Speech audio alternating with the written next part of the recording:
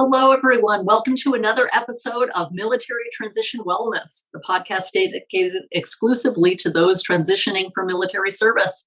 I'm your host, Michelle Seidling, and today we are talking about grief and loss. And unfortunately, with the military, that is all too common. Of course, it's common outside the military, but today we're focusing on how to deal with those things and move forward with your life as you exit the military. Here to help us do that is Anne Allen. Welcome to the podcast, Anne. This podcast is available on multiple platforms, including YouTube, Apple Podcasts, Spotify, and others. Please be sure to subscribe on your favorite podcast platform to be informed as new episodes become available. If you enjoyed today's episode or any of our episodes, please rate and review the podcast on your favorite platform. As always, check out our website at foodexperienceunplugged.com for some resources as you begin your health journey. Well, hey, thanks so much for having me, Michelle. I really, really appreciate it. Okay, you're welcome. And to begin with, will you take a moment to introduce yourself and what brought you to this point in your life and why the focus on grief and loss? Yeah, that's usually a very good question people love to know the answer to. So, a while ago, when I was a nurse in Van Nuys, California, I had one of my colleagues who approached me and said, "Anne, I think you'd make a great grief recovery specialist." So I had no idea what that meant. And so anyway, one thing led to another. And he convinced me to go ahead and do the training. And I am now an advanced grief recovery specialist, which means I help people get back into their lives again. I help them understand what grief and loss is, the complications of it, how it's affecting their lives, those around them, and give them action steps to get them back into their lives again, steps that make sense and have meaning. Fantastic. Now backing up for a minute, so you were a nurse for a time. What inspired you to go in that direction, and what type of nursing did you do prior to your focus on grief and loss? Gosh, well, going back 40 or so years, I don't know what inspired me. I think any time that anyone enters into the medical or a profession of on any level, whether it's a nurse's aide all the way up anesthesia, wherever you are in there, we're all caregivers. We're all drawn one way or another to help people. So I think that was the draw, and I'm fascinated by how the body works, and I guess I have a scientific nerdy mind. And then it seemed to be a natural progression when I did the training as a grief recovery specialist. It was a natural progression from nursing into that. And of course, we always have hindsight in our life, shoulda, coulda, woulda. And looking back, if I had have had this information now, oh my gosh, the people I could have helped along the way, but of course, we can't dwell on that. But the things that I know now and the skills that I can offer people are just life changing. So I get very excited about entering into helping people with this. Fantastic. Now, as far as those transitioning from the military, I mean, during their service, they're likely to experience some grief or loss, and then, of course, exiting. How does that tie in together? Will you kind of maybe give us a 101, so to speak, of grief and loss and the ramifications, I guess? Yeah. Well, what I'd like to do, I'd like to make it clear for people what grief and loss really are. So can we start with that? Because here's the thing. Most of us think we know what grief and loss are. We think it's a death, obviously, but it's so much more than that. And I just had a client the other day said, "And I don't understand grief. It's very complicated, and I really want you to try and explain it to me." So this is one of the explanations that I find most people will really benefit from. So if we look at grief and loss and how they really impact our lives, this is why they impact our lives, because grief is really the normal and natural emotional reaction to any loss that is significant to us. So let's look at that again. It's normal and natural. It's an emotional reaction, and we're taught to try and intellectualize our emotions, and that does not work. And it's any loss that is significant to us. to us, not to anybody else. That's where we often get a little bit confused. Somebody else is grieving and they're wondering why you're not grieving in the same way. Well, maybe it's just not as significant to you as it is to them. And it comes from the Latin word actually, which means to weigh down or make heavy. And I think that just really is, it just makes so much sense. It's also an accumulation of undelivered communications about a person, place, or thing. It's not just people. It can be about a place. It can be about a thing. Imagine refugees. Now, I personally have emigrated twice in my life. I moved from New Zealand, which was my place of birth, to Australia, and I moved from Australia to America. So I have emigrated twice, and I've had to leave those cultures behind. You grieve for that because that was my identity. It was who I was, and deeply enmeshed in that. You could be grieving for a thing, an object. It could be a cherished object that's been taken from you. It could be an ideal that has been taken from you, or something that you have wanted to achieve but didn't get to achieve. So it could be tangible or intangible. So you get to see why this can be so very complicated. But if we come right back down to the whole idea of what it is again, it's a natural and normal emotional reaction to any loss that's significant to us. And we usually all have unmet hopes, dreams, and expectations about most relationships that we have in our lives. And we may realize that we wanted different, better, or more in those relationships. And then if we look at loss, if we think about how we go about our lives, it's the change in or end of a familiar behavior or pattern related to a person, place, or thing. So anytime we change who we are or how we react or relate to a person, place, or thing, and that's significant, we're going to grieve. Interesting. In a sense, then, transitioning from the military can also bring feelings of grief or loss. Is that correct? Absolutely, absolutely. Now, I'm part of a very wonderful organization called the Patriot Guard Riders, and these are veterans and non-veterans, a bunch of motorcycle guys and gals, and we get out there and we stand for the military and first responders. And I am not a veteran, but I am sure so proud to stand beside these men and women and to stand at the funerals and the memorials, because it opened my eyes to a different kind of life that's out there that people just don't understand. The military is, well, you know yourself, I'm preaching to the choir here, the military is something that's almost like I don't want to say this in a negative way, it's almost like a secret society, because you can't possibly know what's going on behind those doors. You just can't. We don't have the clearance for it. It's above our pay grade. We're just not indoctrinated into that. So it's very, very different. So yeah, when we're looking at, and I can only imagine how it must be, first of all, to be in a military life, because you're changing your location often. So that's, you're leaving behind friends, families, homes, schools, ways of life, routine. So there's many losses there. And then when you have to be deployed, you're leaving behind your family. When you come home, you now have to integrate back into society that really perhaps doesn't understand all of the things that have happened to you, and they probably don't understand the fact that you can't or don't want to talk about what happened and what you saw and what you had to deal with. I can only imagine.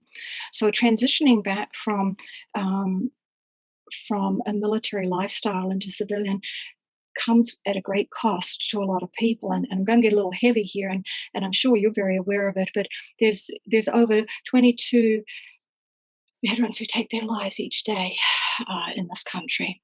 And we proudly wear a patch that is a black background with a red 22 on it to recognize that.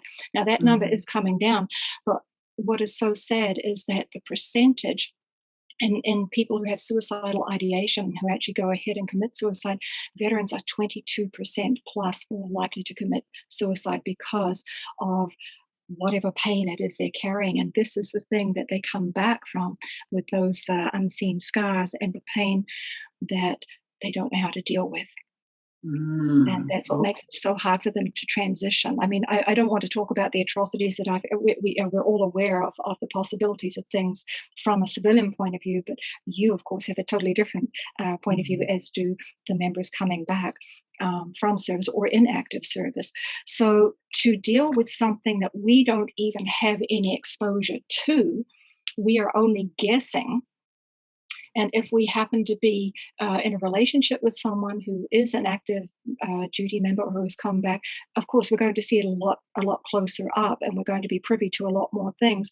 But even then, we're coming from a civilian mind point towards something that we really can't comprehend, is how I see it. Sure. Tell me if Now, I had that wrong, but that's how I see oh, it. no, definitely. And just kind of related to that, there's often a negative stigma about talking about the grief or the loss. And I don't, I just, it's often not addressed. It goes under the radar. Why do you feel that that is the case? And, perhaps there are, even outside the military, you may have that stigma. Do you find that in other groups as well as military transitioners? Every single time. And yes, why is it so prevalent?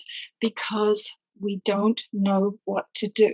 We don't know what to say. We don't know how to help people. We are relying on things that we've heard our grandparents say, or our peers, or people in authority say. And we'll talk about this in a moment, but the myths of grief and why it is that people keep getting stuck, because they believe in these myths. They have become so cliched and so indoctrinated into our society, where we really think that they're the truth, and we don't know what else to say. So why is it a stigma? Why is it a taboo? I'll tell you why. Because grief is completely inconvenient. I'm sorry, guys, but that's the deal. We don't wake up in the morning and say, gosh, I hope somebody calls me who's lost a relative overnight, or I hope somebody comes to me that's maybe having trouble with their animals or their pets. Of course we don't. We don't want to be inconvenienced with other people's problems. And that might sound very harsh, but guys, I'm sorry, I'm a realist. I live my life by three mottos. And the first one is keep it simple, keep it real. And when it comes to grief, and when it comes knocking, it's a total pain in the butt. And now we are challenged to deal with something that we maybe have no idea of what to do with. And so what do? We call on, it's like, okay, come on. What do we do? What do I say? What have I heard other people? Oh my God. I know. Yeah. Don't worry. Time heals all wounds, or you have to be strong, or some such thing that we've always heard, because we don't know what else to say. So why is it taboo? Because it takes us out of our comfort zone, and it makes us do something and behave in a way that we're just not used to behaving. That's why it's taboo. We don't want to talk about something we really don't know what we're doing with. Okay. Now, from a wellness perspective, how does grief and loss affect us? And does it affect people differently, whether they choose not to talk about it or they address it? How is that tying into wellness? Absolutely. So there's many different schools about a holistic approach to our health and well-being, and quantum science and everything. We're coming ahead in leaps and bounds and realizing that, yes, there really is a connection between the mind, brain, body, and everything, and how it exacerbates things, or how it presents in the physical body. So people who come to me, by the time they get to me, by the way, they're usually so desperate because they don't know what else to do. I don't know if you're a Star Wars fan, but there's the line with Princess Leia and Obi-Wan Kenobi. She says, "Help me, Obi-Wan Kenobi, you're my only chance, or you're my last chance." I've actually had people say that to me, literally, not Obi-Wan, but the thing is that, it's just it's just a mind-blowing thing. It's just a completely mind-blowing thing. And I got off topic there. What were we talking about? I'm sorry. I was seeing Obi-Wan Kenobi in front of me. No problem. As far as how it affects us, how grief and loss affects us. Yes. Thank you. Sorry. Okay, go away, Obi-Wan. The thing is that if we hold on to undelivered communications, in other words, the hopes, dreams, expectations, the shoulda, coulda, wouldas, things we wanted different, better, more, all of those things, the expectations around how we wanted things to be. If we're holding on to that, we're holding on to things that are not being realized, and we stuff them down. And when we start stuffing down emotions of any kind, it is not good for us, as you know, because if you can imagine a tea kettle, on a flame, and we've got the stopper in, we're not letting that steam get out, but all of these emotions are over the fire, and they're all, bubbling very, very vigorously in there, but they've got nowhere to get out. So what do you think happens to our bodies? What do you think happens to our minds? mental health is very much in the news today for obvious reasons. But also along with that, we have increased episodes of depression, but we have increased physical symptoms that go with grief. A lot of people that come to me, I'm not saying I'm not a doctor and I'm not diagnosing this, but a lot of people who come to me have a lot of GI symptoms, gastrointestinal symptoms, because we hold grief and those things in our gut a lot. So having unresolved grief can make us very, very sick mentally and physically. Okay.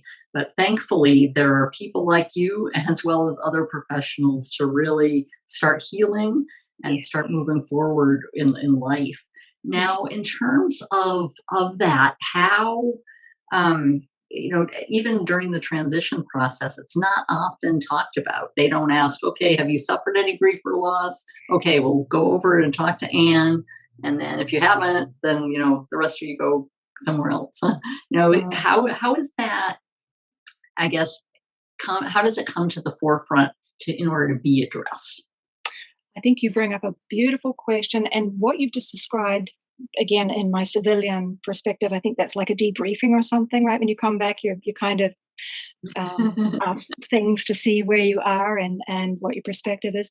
So I'm going to be blunt in saying they're asking the wrong questions. Because we've just talked about how complicated grief is. Sure. If you ask somebody if they're grieving, they're going to say no.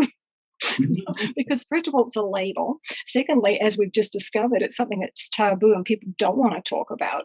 And third, they don't know how to deal with it. Okay, well, you have these feelings. Well, what do we do with that? We'll send you to a psychiatrist. And don't get me wrong, therapists and psychiatrists are wonderful. But I get so many people coming to me from therapists that say, I love my therapist, but we don't get anywhere. We keep talking. Whereas, with me, they have the action steps to get through. So when people are asked all these questions, what they really need to be asked is, how are you coping? How are you coping? What is it that you feel is left undone? These are big questions, obviously, but they're designed to go straight to the heart of the matter. Now, this would probably add another hour to any debriefing session alone.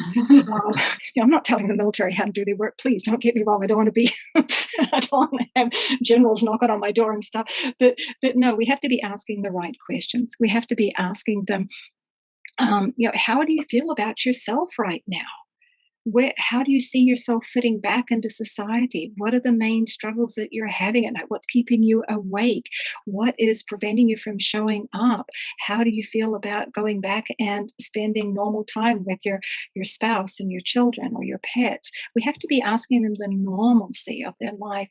And then I couldn't even begin to imagine the horrific things that you guys have seen and had to partake in. So without going into that area, I can only suggest some questions, but I don't know that that's what the show is particularly about. But I just don't think we're asking the right questions. We're just not really seeing how they are. Because again, we're taught to intellectualize grief, but we really need to feel it in our hearts. That's where the healing, we have to get them from their head to their heart so they feel it. And that's why people don't like to do the work, because you've got to feel your way through it. Okay. Now, with any grief and loss, really, is it normally, do people address it often when it happens, or is it a certain, a period of time, however short or long, when they finally have the need or the desire to address those things? That's a really good question. I've had people that have been holding on to their grief 20, 30, 40, 50 years and haven't been able to deal with it because they didn't know how. My oldest client to this point is 92, and she was a veteran and holding on to so much pain that was related pre and post war and all of the things that went along with that. And I have very proudly helped some Vietnam veterans with the horror that they had to face. And there is, I want people to really hear me when I say this, and even write it down if you must. There is no expiry date to grief. There is no expiry date to grief. And unless you take the steps you need to, it will follow you around. And we often find ways to put a band-aid across that place in our chest where we feel our heart's been ripped out, stomped on, kicked over to the curb. We'll find coping mechanisms. We call them STIRBs, or short-term energy releasing behavior. And of course, the ones we're all used to: alcohol, recreational drugs, shopping, sex, fantasy like TV, reading, things that will take our minds off. It's things to dull the sharp edges. So we will often find ways to cope with them. But Michelle, the thing is, grief does not go away unless you take action with it. It's going to stay with you. And I've had people who come to me because they don't want to take it to their grave with them. They want to release it before, and they want to have some peace. Sure. Now, on that note, what is the first step? How do people start this process of addressing these, whatever, no matter where the grief or loss came from? Well, first of all, it's very remedial. First of all, we start and we do just what we're talking about here. We talk about what grief and loss really is and how it's showing up in their lives. And then we talk about those myths, the things that are possibly keeping them stuck, and the things that have been said to them. And I want to just touch on those real quick, if I may. I'm going to read them off, and I'm sure you've all heard them. Don't feel bad. Replace the loss, such as, oh, that's fine, go out and find yourself another husband, you'll be married in 3 years' time, or go get another pet from the pound. All of these things we're told. Grieve alone. We're given that message often by, what's one of the first things we're told as kids: if you're going to cry, go to your room, nobody wants to see it. Or if you start talking about what's on your heart, people change the subject. So we know we have to grieve alone. Just give it time. One of the biggest ones, time heals all wounds. Guys, it doesn't. Time just gives us a chance to find ways to round off those sharp corners. Be strong for others. I don't know how many times I've had this discussion with people. We have to be strong for our kids. We can't see them breaking down or going to pieces. Why not? They already know we're not Superman or Superwoman, guys. I'm sorry, but we can't be strong, because when that's being asked of us and we're in a vulnerable emotional place, how on earth are we supposed to be strong? And then keep busy. Give people things to do. Get them a hobby. Get them a new pet. And take them shopping. Take them to the pub. Whatever. So those are the things that we're often taught that are not only myths and not only don't give us good foundational information, but they will keep us stuck because we've come to believe them.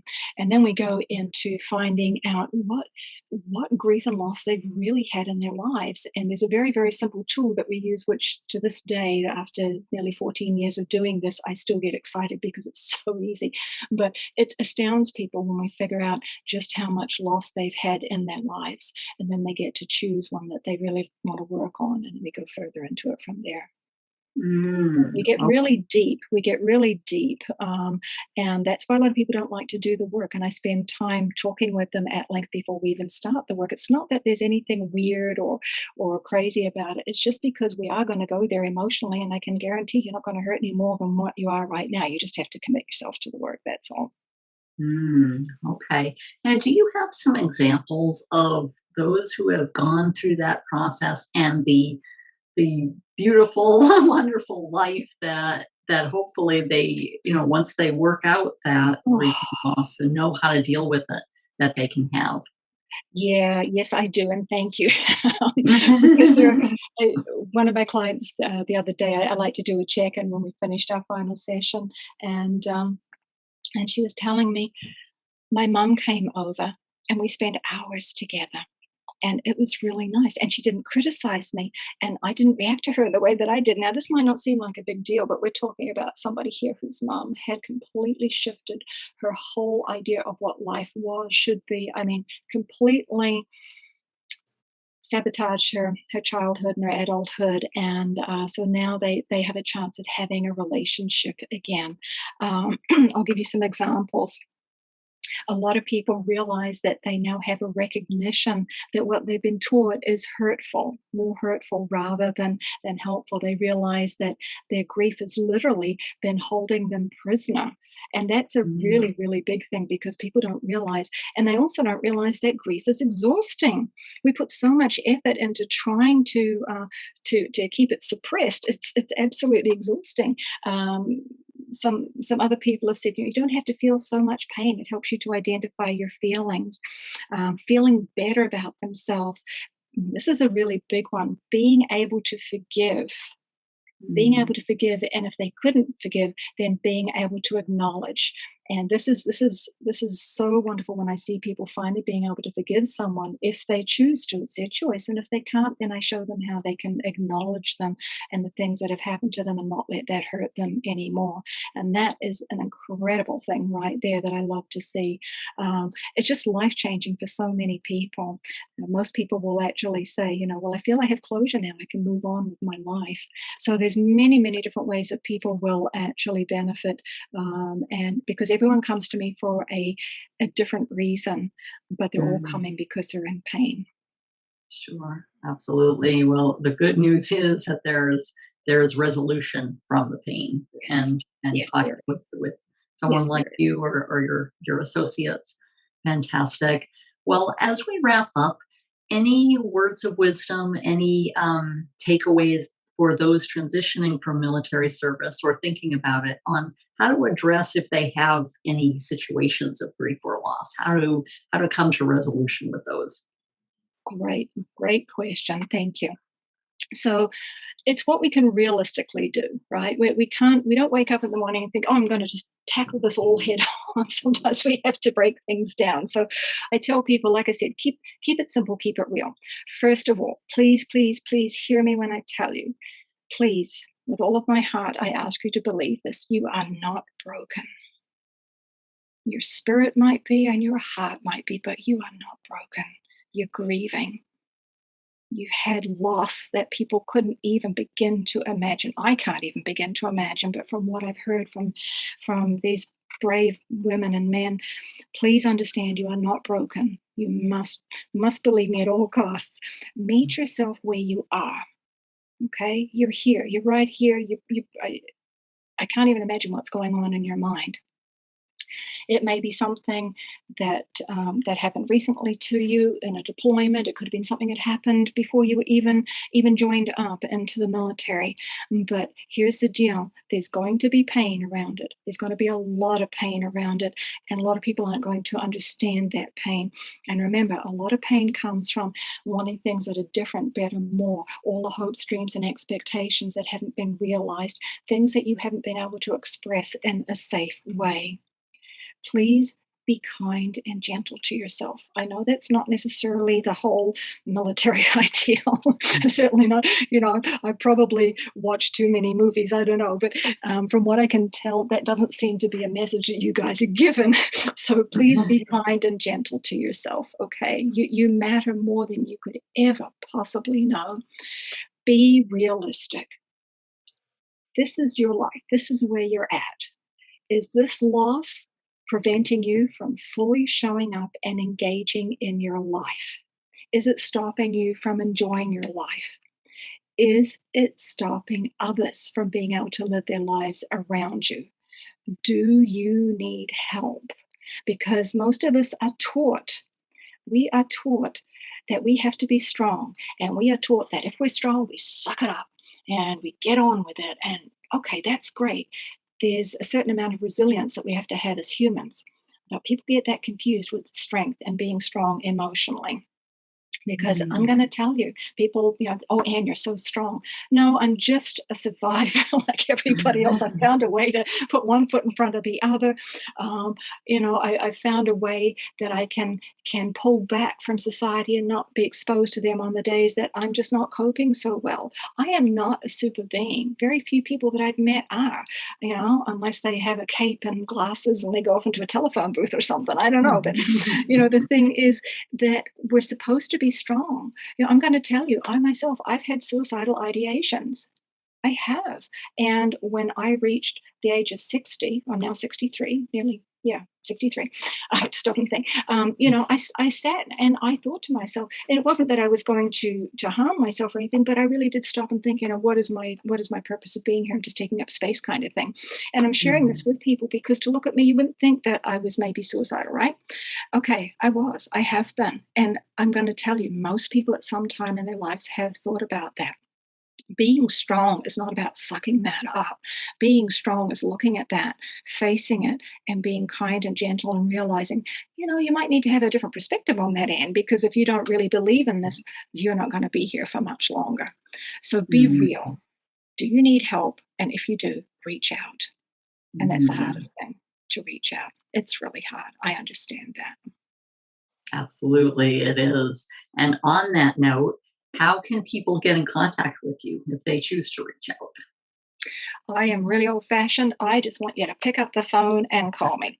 360-721-3433. Put it in your phones now. 360-721-3433. I answer all my phone calls. I answer all my texts within the day. If you want to email, AALLENUSA@gmail.com. And like I said, I answer all communication within 24 hours. If you want to go to my website, Heal Your Grief, healyourlife.com. And I believe, Michelle, you put that up in all the goodies, the blurb that goes around when you release this. But yeah, guys, seriously, pick up the phone. You've seen me. You know what I look like. I'm not gonna bite. I'm gonna listen. Fantastic. Well, Anne, it has been a pleasure speaking with you today and learning more about grief, that it's normal and natural, and that there is a way forward in your life. So thank you so much for being on the podcast today. Oh, thank you so much for having me and for allowing me to give people a different perspective to it all. Thanks, Michelle.